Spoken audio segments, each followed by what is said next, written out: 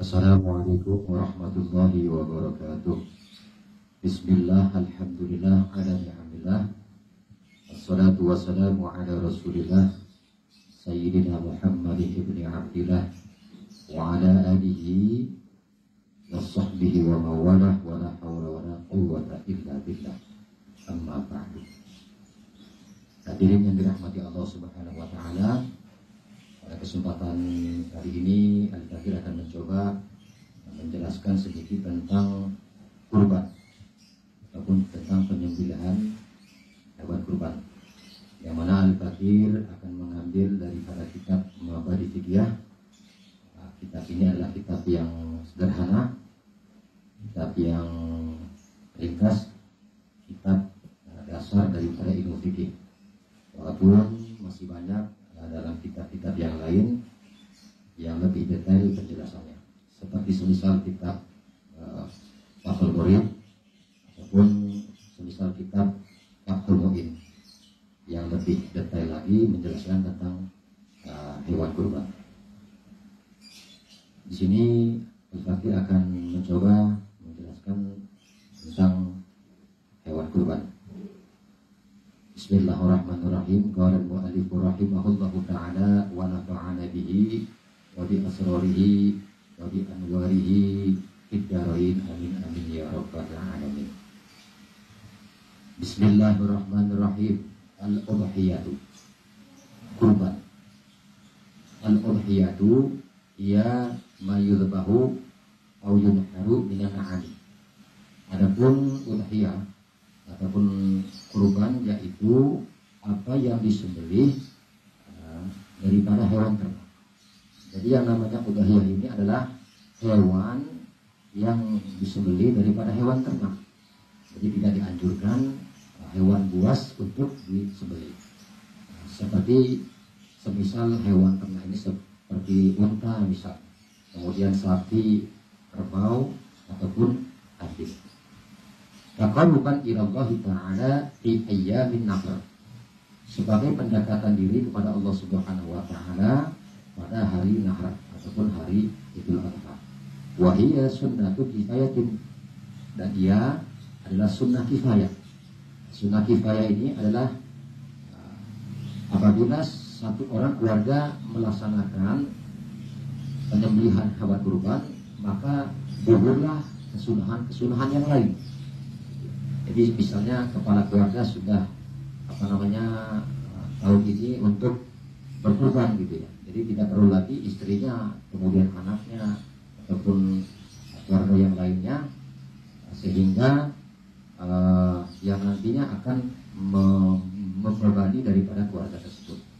Jadi yang namanya sunnah kifayah ini adalah apabila satu orang keluarga telah melaksanakan, maka gugurlah kesunahan yang lain. Ala kulli muslimin mukallafin, atas setiap muslim yang mukallaf, yang liku kamanaha zaidan, yang memiliki harta yang lebih, an hajatihi, daripada kebutuhannya, wa hajati man ya'uduhu yauma idin nahr wa ayyami tasyrik, dan juga kebutuhan orang lain pada hari raya Idul Adha dan juga hari raya tasyrik. Jadi orang yang berkurban ini dianjurkan adalah orang yang memiliki harta yang lebih, yang dia mampu untuk berkurban.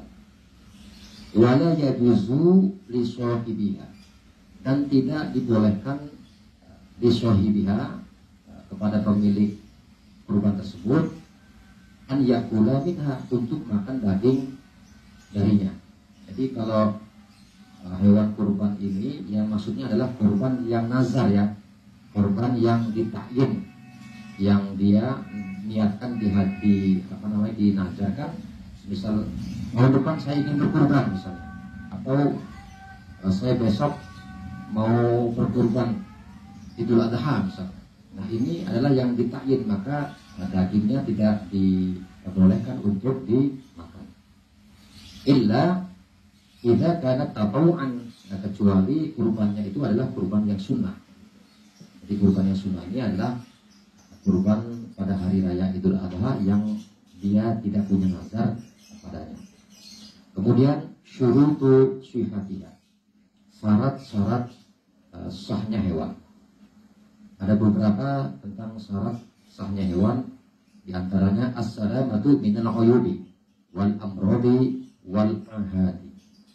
Jadi syarat hewan untuk disembelih yaitu selamat daripada cacat atau terhindar dari kecacatan, wal amrodi, dan juga terhindar daripada sakit, wal ahadi, dan juga terhindar daripada gangguan cacat tubuh lainnya. Jadi hewan kurban ini dianjurkan hewan yang sehat, kemudian hewan yang gemuk, ya, yang memenuhi syarat daripada untuk disembelih. Kal ama wal araji wal awari. Seperti sakit mata ataupun buta, ya, wal araji ataupun pincang, wal awari, dan juga buta matanya atau picak sebelah mata. Nah, hewan-hewan ini tidak dianjurkan untuk dikurbankan. Kemudian waktu dzabhiha, waktu penyembelihannya. Waktu dzabhiha min sholati idin nahar ila akhir ayam tasyrik. Jadi waktu penyembelihan itu ketika masuknya sholat Idul Adha, ya, atau setelah selesai kita melaksanakan sholat Idul Adha ila akhiri ayam tasyrik, sampai hari akhirnya hari tasyrik, tanggal 11, tanggal 12, tanggal 13. Nah, ini adalah hari tasyrik, yang mana hari tersebut masih boleh untuk kita melaksanakan penyembelihan hewan kurban. Semisal hari-hari tersebut, misalnya di tanggal 10 Zulhijjah itu misalnya hari yang mepet misalnya, atau hari Jumat misalnya, maka hari Sabtu di waktu yang agak senggang, agak longgar, masih bisa kita untuk menyembelih hewan kurban. Kemudian sunanuha, sunnah-sunnah pada saat penyembelihan. Yusannu fil udhiyati, dan disunahkan pada penyembelihan kurban, ya, atas niatu, membaca bismillah. Kemudian istiqbalu madbahiha bil kiblati, kemudian menghadap ke arah kiblat. Jadi ketika si penyembelih ini ingin menyembelih hewan kurban, maka si penyembelih ini ataupun si jakal ini menghadap daripada kiblat. Kemudian yang ketiga as-sholatu ala nabi, kemudian membaca sholawat kepada Nabi Muhammad SAW. Ini dianjurkan dan juga disunahkan. Kemudian yang keempat at-takbiru salatan ba'da tasmiyati, membaca takbir setelah membaca bismillah. Membaca takbir di sini disunahkan ketika takbiran, ya. Pada saat menyembelih itu dengan membaca Allahu Akbar, Allahu Akbar, Allahu Akbar, La ilaha illallah, Wallahu Akbar, Allahu Akbar, walillahil hamd. Jadi seperti itu kaifiah penyembelihan hewan kurban.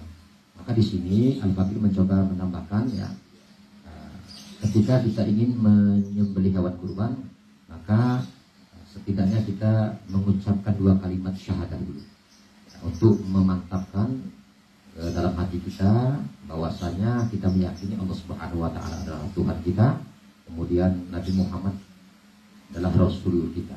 Jadi untuk memantapkan, tujuannya untuk memantapkan, membaca syahadat, kemudian membaca sholawat kepada Nabi Muhammad SAW, Allahumma sholli ala sayyidina Muhammad wa ala ali sayyidina Muhammad. Kemudian selanjutnya ketika menyembelih daripada hewan kurban tersebut dengan membaca doa Allahumma hadhihi minka wa ilaika fataqabbalha ya karim.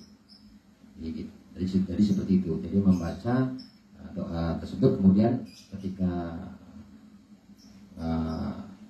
alat penyembelihan itu seperti golok misalnya ataupun pisau, ya, dengan menyembelih bismillahi Allahu Akbar. Jadi cukup seperti itu saja.